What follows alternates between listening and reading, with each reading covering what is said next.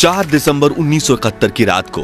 Longewala check post पर तैनात second lieutenant Dharmveer Singh अपनी प्लाटून के साथ हमेशा की तरह बॉर्डर पेट्रोलिंग के लिए निकलते हैं। धर्मवीर को हमेशा इस बंजर रेगिस्तानी इलाके में दूर दूर तक कोई नजर नहीं आता है और ना ही कोई आवाज सुनाई देती है, लेकिन आज पाकिस्तान की तरफ से गहरे सन्नाटे के बीच उन्हें लगातार एक अजीब सी गड़गड़ाहट सुनाई देती है। तभी धर्मवीर अपने साथियों के साथ एक मिट्टी के ऊंचे टीले पर चढ़कर अपनी राइफल की दूरबीन से देखते हैं तो उन्हें पाकिस्तान की तरफ से कुछ हलचल दिखाई देती है, मगर गहरे अंधेरे में वो कोई सटीक अंदाजा नहीं लगा पाए। लेकिन फिर भी इस बात को हल्के में ना लेते हुए धर्मवीर सिंह ने ये बात अपने कमांडिंग ऑफिसर तक पहुंचाई और खुद वहां तैनात होकर नजर बनाए रखी और कुछ देर के बाद वो सब कुछ समझ गए। साथियों, 1971 जहां एक तरफ भारतीय सेना ईस्ट पाकिस्तान के क्रूर प्रशासन से बांग्लादेश को आजादी दिलवाने की जंग लड़ रही थी, वहीं पश्चिमी पाकिस्तान के राष्ट्रपति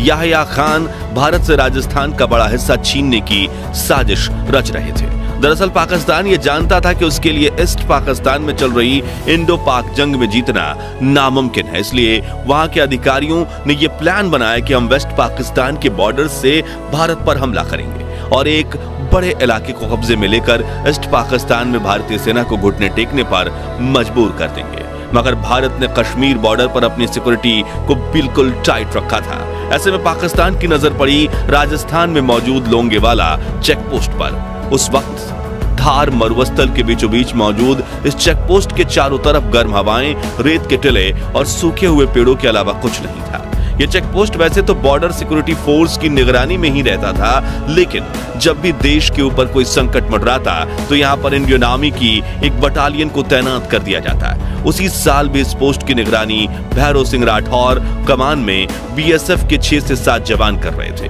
लेकिन इंडो पाक जंग शुरू होते ही यहाँ पंजाब रेजिमेंट की 23वीं बटालियन अल्फा कंपनी को भेज दिया गया था। मात्र 120 जवानों की इस टुकड़ी का नेतृत्व मेजर कुलदीप सिंह चांदपुरी कर रहे थे, लेकिन पाकिस्तानी इंटेलिजेंस एजेंसी को इस बात की भनक नहीं थी। मगर फिर भी पाकिस्तान रिस्क न लेते हुए उन्होंने बीएसएफ के 10 जवानों से लड़ने के लिए अपने 2000 से 3000 जवानों की सेना लौंगेवाला चेक पोस्ट की तरफ रवाना कर दी।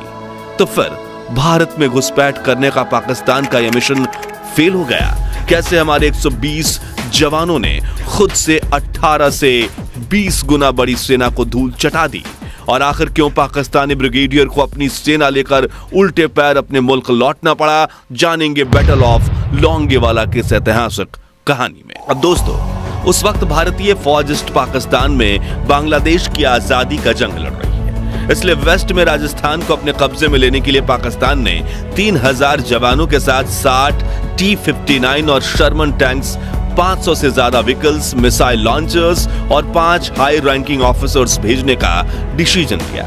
और 206 ब्रिगेड, 51 ब्रिगेड T-59 टैंक्स के साथ 22 कैलेवरी शर्मन टैंक्स के 38 कैलेवरी और फील्ड रेजिमेंट जैसे बड़े बड़े यूनिट्स को लीड कर रहे थे। साथ ही पाकिस्तान की सेना को पेट्रोल, डीजल के कई टैंक्स, लैंड माइंस खोजने के लिए 2 जर्मन शेफर्ड कुत्ते और कई दिनों का राशन भी दिया गया था। ऐसा इसलिए क्योंकि लौंगेवाला पोस्ट को कब्जे में करने के बाद पाकिस्तानी सेना रामगढ़ होते हुए जैसलमेर पहुंचना चाहती थी, जहां से राजस्थान के करीब 50% हिस्से को अपने कब्जे में लेकर पाकिस्तान भारत सरकार से ईस्ट पाकिस्तान के लिए नेगोशिएशन करना चाहता था। इसलिए 3 जनवरी के दिन पूरे जोश के साथ पाकिस्तानी सेना राजस्थान बॉर्डर की तरफ रवाना हो जाती है। लेकिन उन्हें पता क्या था कि लौंगेवाला पोस्ट पर भारत के ऐसे जवान मौजूद हैं जो उन्हें राजस्थान तो छोड़िए, बॉर्डर के पास 1 फीट इलाका भी अपने कब्जे में नहीं लेने देंगे। खैर, उस दिन पाकिस्तान ने ऑपरेशन चंगेज खान के तहत पाकिस्तान ने भारत के पश्चिमी सीमा पर 11 एयरफील्ड्स और रेडार स्टेशंस पर आक्रमण किया था, ताकि भारतीय सेना लौंगेवाला चेक पोस्ट पर मदद न भेज पाए। जैसलमेर पर कब्जा करने के इस ऑपरेशन का नाम रखा गया ऑपरेशन लब्बैक, जिसकी कमान मेजर जनरल BM मुस्तफा के हाथ थी। शुरुआत में पाकिस्तान ने यह प्लान बनाया कि ब्रिगेडियर ताकरीक मीर की अगुवाई में 2 बटालियन आगे बढ़ेंगी और लौंगेवाला को बाईपास करते हुए रामगढ़ में दाखिल होंगी, जिसके पास टैंक का एक यूनिट भी होगा। वहीं दूसरी ओर से ब्रिगेडियर जहांजेब अवाब अपनी बटालियन के साथ लौंगेवाला पर कब्जा करेंगे और अंतिम लक्ष्य जैसलमेर के एयरबेस पर कब्जा करना था। लेकिन एंड मोमेंट पर मेजर तारिक मीर ने प्लान बदलवा दिया और पूरी सेना को सामने की तरफ से ले जाने की बात रखी, क्योंकि उनका कहना था कि लंबा चौड़ा ऑपरेशन चलाने के बजाय जब 3000 जवान सीधा सामने से कूच करेंगे तो बॉर्डर पर मौजूद भारतीय जवानों को धूल चटाने में देर नहीं लगेगी और फिर पक्की सड़क से होते हुए जैसलमेर तक पहुंचना काफी आसान होगा। वो लोग लौंगेवाला में ब्रेकफास्ट, रामगढ़ में लंच और जैसलमेर में डिनर करना चाहते थे, लेकिन चंद घंटों में भारतीय सेना इनका खाना पीना और जीना सब कुछ हराम करने वाली थी। इनकी घुसपैठ करने की चाल पर पानी फिरने वाली थी। 4 दिसंबर की रात को सेकंड लेफ्टिनेंट धर्मवीर सिंह अपनी प्लाटून के साथ बॉर्डर पेट्रोलिंग के लिए निकले। सामान्य तौर पर इस बंजर रेगिस्तान इलाके में दूर दूर तक कोई नजर नहीं आता और ना ही कोई आवाज सुनाई देती है, लेकिन आज गहरे सन्नाटे के बीच उन्हें लगातार एक अजीब सी खरखराहट सुनाई दे रही थी। तभी उन्होंने ऊंची चट्टान पर चढ़कर अपनी राइफल के दूरबीन से देखा तो उन्हें सामने की तरफ कुछ हलचल दिख रही थी, मगर गहरे अंधेरे में वो कोई सटीक अंदाजा नहीं लगा पा रहे थे। लेकिन फिर भी इस बात को हल्के में न लेते हुए धर्मवीर सिंह ने ये बात अपने कमांडिंग ऑफिसर तक पहुंचाई और खुद वहां तैनात होकर नजर बनाए रखी।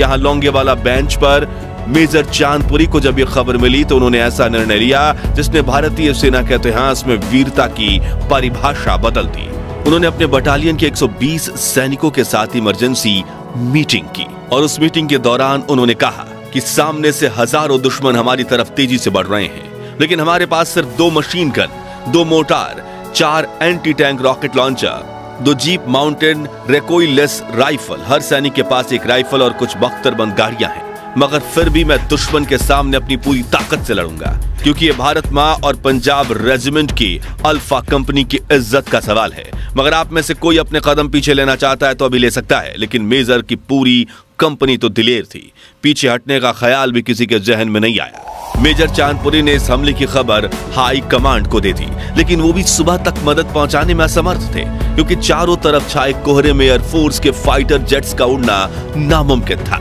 ऐसे में अगले 7 घंटों तक मेजर चांदपुरी की बटालियन को ही लौंगेवाला चेकपोस्ट की रक्षा करनी थी। बटालियन के कुछ सैनिकों ने बॉर्डर और चेकपोस्ट के आसपास जमीन में लैंडमाइंस बिछा दी और सभी ऊंचे रेतीले टीले पर मौजूद चेकपोस्ट पर तैनात हो गए। अब पाकिस्तानी सेना इंडियन बॉर्डर के पास पहुंच चुकी थी। रात के करीब 12:30 बजे पाकिस्तानी सेना ने मीडियम रेंज आर्टिलरी गन गोलियां बरसाना शुरू कर दिया, जिसके निशाने पर आए बीएसएफ के 5 ऊंट शहीद हो गए। उन बेजुबान जानवरों को मरता देख इंडियन आर्मी का खून खौल उठा, लेकिन उन्होंने सही समय का इंतजार किया। इधर पाकिस्तानी सेना बॉर्डर पर पहुंच चुकी थी, जहां सिर्फ 3 कांटेदार तारें ही बंधी हुई थी, जो देख उन्हें लगा कि शायद भारत यह काम हमें उल्लू बनाने के लिए कर रहा है और तारों के इस बार एंटी टैंक्स माइंस का ढेर बिछा होगा, इसलिए वो वहीं रुक गए। जब उन्होंने वहां चेक किया तो वाकई उन्हें वहां बिछी लैंड माइंस मिली, जिन्हें भारतीय सेना ने कुछ देर पहले ही बिछाया था। अब उन लैंड माइंस को डिफ्यूज करके आगे बढ़ने में पाकिस्तानियों को 2 से 3 घंटे का समय लग गया,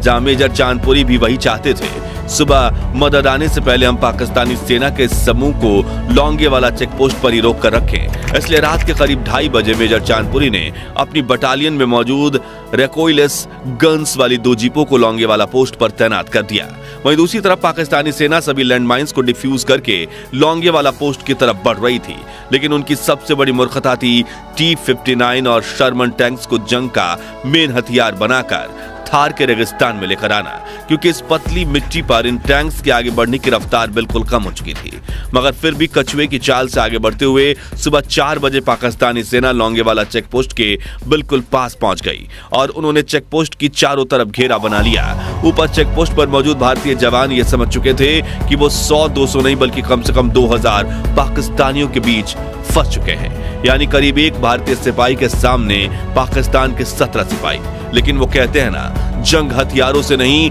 हौसले से लड़ी जाती है। इधर पाकिस्तानी सेना लगातार गोलियां बरसा रही थी, लेकिन भारतीय सेना ने तब तक जवाबी हमला नहीं किया जब तक पाकिस्तानी टैंक लौंगेवाला पोस्ट के करीब 30 मीटर पास तक नहीं पहुंचे और करीब 4:30 बजे भारतीय सेना ने अपनी जीप माउंटेड रेकोइलेस गन्स से हमला शुरू कर दिया। अब T-59 और शर्मन टैंक्स के ऊपर ही तरफ एक कमजोर हिस्सा होता है और ऊंचाई पर होने की वजह से भारतीय सेना टैंक्स के उस हिस्से पर गोलियां बरसाने में कामयाब रही, जिससे पाकिस्तान के 2 टैंक्स तबाह हो गए। साथ ही इन गोलियों में टैंक्स के ऊपर बंधे वो डीजल और पेट्रोल के बम भी ब्लास्ट हो गए, जो वहां बंधे हुए थे, जिन्हें पाकिस्तानी सेना आगे के सफर के लिए लेकर आई थी। इन धमाकों में चारों तरफ आग फैल गई, जिससे ऊंचाई पर बैठी भारतीय सेना को दुश्मन की मूवमेंट का साफ पता चल गया, जिससे उन्हें सटीक गोलीबारी करने में काफी मदद मिली और उन्होंने पाकिस्तानी सेना के 5 और टैंक्स तबाह कर दिए। अब पाकिस्तानी सेना लोंगेवाला चेक पोस्ट के आसपास लगी रेलिंग के बिल्कुल करीब पहुंच चुकी थी, लेकिन वहां भी कुछ तारें बंधी हुई थी और पाकिस्तानी सेना को लैंडमाइंस का डर सता रहा था, इसलिए वो तार तोड़कर दबे पांव माइंस खोजने के लिए आगे बढ़ने लगे। लेकिन भारतीय सेना लगातार उन पर गोलियां बरसा रही थी, ऐसे में उनका आगे बढ़ना मुश्किल हो चुका था। दूसरी तरफ इंडियन एयरफोर्स मेजर चांदपुरी के सपोर्ट के लिए अपने एक Hawker Hunter 3HAL Marut fighter jets को तैयार कर चुकी थी, जिन्हें ऑपरेट करने वाली 122 स्क्वाड्रन के पायलट सुबह होने का बेसब्री से इंतजार कर रहे थे। यहां लोंगेवाला पोस्ट पर लैंडमाइंस क्लियर करने में पाकिस्तानी सैनिकों को पूरे 2 घंटे लगे और सब कुछ निपटाकर वो करीब 6:30 बजे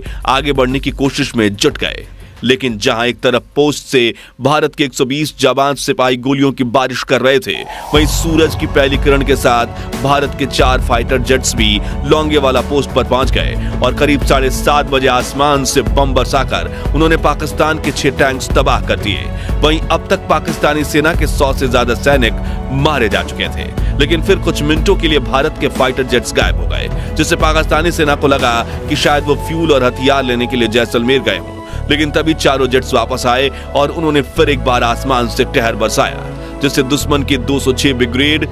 51 ब्रिगेड और 22 कैवलरी और 38 कैवलरी जैसी सभी टुकड़ियां तितर-बितर हो गई। हथियार हाथ में लेते हुए हजारों की तादाद में टैंक्स और 500 से भी ज्यादा बख्तरबंद गाड़ी होने के बावजूद पाकिस्तानी सेना डर से कांप उठी और बम बारूद से बचने के लिए सैनिक उल्टे पांव पीछे की तरफ भागने लगे। सुबह के 8 बजे भारतीय सेना की 2 टुकड़ियां